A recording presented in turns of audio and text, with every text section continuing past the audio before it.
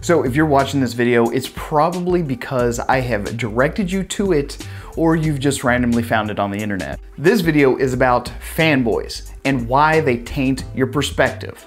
The first thing you need to keep in mind here is that they're already fans of whatever camera system they're talking about. They absolutely love what they have purchased and they are trying to validate their purchase. No one in a million years wants to imagine that they have made a bad decision. You know, when you invest this much money, you don't want to think that you've accidentally spent it on the wrong thing. No! God, please, no! No! A lot of people, when they first buy a new camera or a new car or a new whatever, a new refrigerator for the love of God, they always try to find other people who have found wonderfully success stories. They're looking for success stories, really. They're not looking for any criticisms because that crashes into their view that, yes, I have done an amazing job. I have found the perfect blah, blah, blah. Honestly, to some of these people, adopting a brand is almost exactly like adopting a religion. It just absolutely cannot be questioned. I have not done anything. How dare you, you infidel? Blasphemer! How dare you say anything bad about the thing that I spent thousands of dollars on? Us YouTubers, we can't buy every single system on the market in order to maintain the appearance of being unbiased. Because here's a little fact for you. Everyone is biased. Every single person has a preference. And that's just the way it goes. Everyone likes certain things. For anyone to think that, well, just this guy clearly is a moron because he didn't do exactly what I did. He's dumb and I'm super duper smart. Again, we're going back to confirmation bias. You have to ask yourself, you know, if you really like the shots that someone else is getting, you know, ask them, what are they grabbing when the cameras are turned off?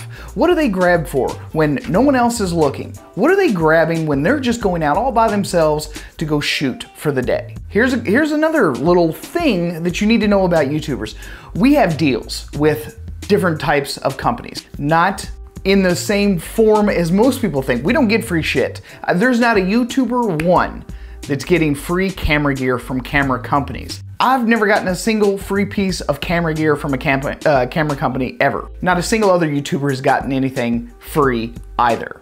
Every single camera company has its strengths and its weaknesses, and even those are subjective. But some people will make excuses and they will ignore all of those flaws and weaknesses simply to reinforce their purchase. In my view, I think that you should always look at the negative reviews first, because I think in most cases you're gonna find that a lot of the bad reviews end up being subjective cons. They end up being cons or weaknesses for that particular person, not necessarily for every person, not necessarily because the camera or the lens or the system is inherently flawed or that there's some bad mojo in the workmanship. It's simply because it didn't work out for them. At the end of it all, it's your choice, and it's your choice alone. It's your money, you have to shoot with it. Make the best decision you can.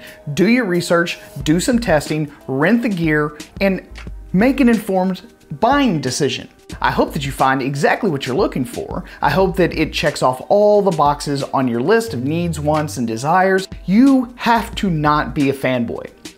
Camera companies are strong in some areas and weak in others. And when us YouTubers point those things out, it's not necessarily that we're anti-Canon, anti-Nikon, anti-Sony, or whatever. We're simply doing our due diligence. We have access to gear much more regularly than the average Joe. And I feel very blessed to have that opportunity that I can actually take camera systems and compare them side by side and actually provide that information to my viewers. That's what I'm here for.